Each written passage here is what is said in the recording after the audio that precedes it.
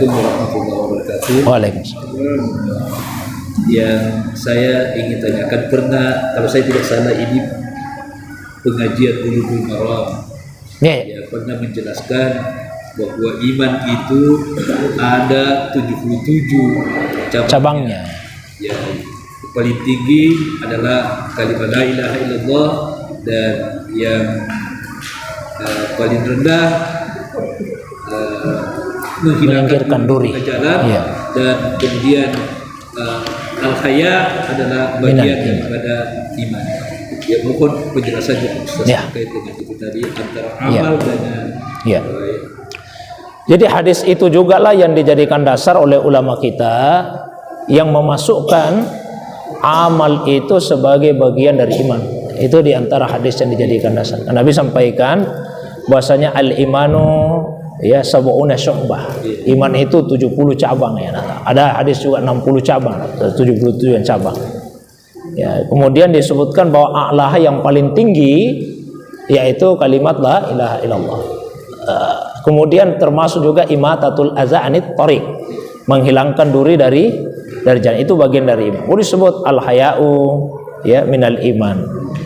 Malu itu juga bagian dari iman, termasuk syu'bah darinya. Malah ada hadis yang lain, misalnya riwayat Muslim, at-tahuru syatrul iman, mensucikan diri itu juga bagian dari iman. Nah, suci ini kan amal, berarti dia bagian dari iman. Hadis-hadis yang senada dengan itu yang dijadikan dasar oleh ulama kita yang memasukkan amal itu sebagai bagian dari iman. Sehingga karena amal bisa bertambah, bisa berkurang, maka wajar kalau iman juga bisa bertambah dan bisa berkurang. Tapi yang dijaga oleh ulama kita, ulama Ahlus Sunnah, kenapa disebut bahwa amal tidak dimasukkan ke iman? Karena begitu amal itu dimasukkan bagian dari iman, berarti orang kalau tidak beramal, maka dia tidak mukmin. Dia bukan orang beriman. Artinya apa? Dia tidak akan selamat nanti di hari kemudian kelak. Ya, contoh misalnya, ada seseorang, Pak, dia yakin betul di hatinya, bahwa tidak ada Tuhan kecuali Allah, Muhammad itu utusan Allah. Tapi dia tidak pernah salat. Meskipun dia yakin salat itu wajib. Tapi dalam seumur hidupnya tidak pernah salat. Ini nanti di hari kemudian, kalau misalnya dia masuk neraka, apa dia akan kekal di dalam neraka? Kalau dianggap bahwa amal itu bagian dari iman, berarti dia tidak beriman. Kalau dia tidak beriman, berarti dia akan kekal di dalam neraka. Karena orang yang tidak beriman itu akan kekal di neraka. Nah, itu yang dijaga oleh ulama kita yang berpandangan. Jadi bagian itu yang dijaga. Nah, sehingga kemudian ada solusi yang disampaikan sebagian ulama, bahwa amal itu adalah syartu kamalil iman, syarat kesempurnaan iman. Jadi iman yang sempurna dengan amal. Contoh misalnya di surah Al-Anfal ayat 2 dan seterusnya, Allah merinci, innamal mu'minuna allazina idza dzukirallah wajilat qulubuhum wa idza tuliyat alaihim ayatuhu zadatuhum imana wa ala rabbihim yatawakkalun. Kemudian disebut yang berikutnya yang salat dan berinfak. Jadi 5 ciri al-mu'minun. Satu tadi, kalau disebut nama Allah hati bergetar. Yang kedua, kalau dibacakan Al-Quran iman bertambah. Yang ketiga, dia bertawakal. Yang keempat, dia salat. Yang kelima, dia berinfak. Ini amal semua. Tapi yang dijelaskan di situ al-mu'minun. Al-mu'minun. Ya. Di dalam Al-Quran ada 2 kata yang biasa diterjemahkan orang beriman. Satu tadi al-mu'minun. Yang kedua yang juga diterjemahkan orang beriman itu amanu.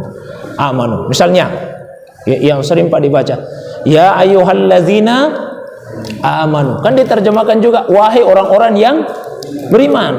Al-mu'minun juga diterjemahkan orang-orang yang beriman. Tapi sebetulnya beda antara amanu dengan al-mu'minun. Kita lihat pola katanya dari segi bahasa. Amanu itu adalah fi'il, kata kerja, amanu. Al-mu'minun itu isim fa'il, kata benda pelaku. Kata benda pelaku. Beda antara kata kerja dengan kata benda pelaku. Mohon maaf, saya berikan contoh yang sederhana misalnya. Misalnya bermain bola dengan pemain bola. Bermain itu kata kerja, bermain. Kalau pemain itu kata benda pelaku. Tentu beda bermain bola dengan pemain bola. Kalau misalnya saya katakan saya bermain bola dengan saya pemain bola, itu beda. Kalau saya bermain bola, biar satu kali saya main bermain bola juga namanya. Ya, biar permainan saya kacau balau, tetap bermain bola. Tapi kalau pemain bola, pasti tidak satu kali main. Ya, itu sudah melekat pada dirinya sehingga dia menjadi seorang pemain. Sama dengan amanu dengan al-mu'minun. Amanu itu asal punya iman, biar tipis-tipis saja imannya, sudah amanu itu. Tapi kalau al-mu'minun adalah mereka yang mantap dan kokoh keimanannya.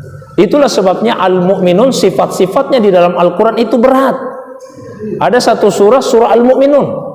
Kita baca berat sifatnya itu, al-mu'minun ayat 1 sampai 11. Qad aflahal mu'minun. Sungguh berbahagialah al-mu'minun, orang yang mantap, yang kokoh imannya. Siapa itu? Satu, alladzina hum fi salatim khashi'un, yang khusyuk dalam salatnya. Ini sudah langsung berat ini, khusyuk dalam salat. Yang kedua, walladzina hum anil lagwi mu'ridun, yang bisa menjauhi perbuatan yang sia-sia. Yang ketiga, walladzina hum lizzakati fa'ilun, yang bisa melaksanakan kewajiban zakatnya. Yang keempat, walladzina hum li furujihim hafizun, yang bisa menjaga kemaluannya. Illa ala aswajib aw ma malakat aymanum fa innahum ghairu malumin, kecuali terhadap istri atau budak yang dia miliki, maka itu tidak tercela. Faman ibtaga wara'a zalik faulaika humul adun, siapa yang mencari selain itu, itulah orang yang melampaui batas. Lalu yang berikutnya lagi, walladzina hum li amanati wa ahdim raun, mereka yang menjaga janji dan amanah. Lalu walladzina hum ala salawatim yuhafizun, mereka yang bisa menjaga salatnya. Ini kan berat-berat ini, karena yang dijelaskan al-mu'minun, orang yang mantap dan kokoh keimanannya. Tapi kalau amanu, biar tipis-tipis imannya. Makanya tadi solusinya, sebagai ulama mengatakan amal itu adalah syartu kamalil iman, syarat kesempurnaan iman. Tapi bukan syartu sihah, bukan syarat sahnya iman. Mungkin ini, wallahu a'lam bishawab.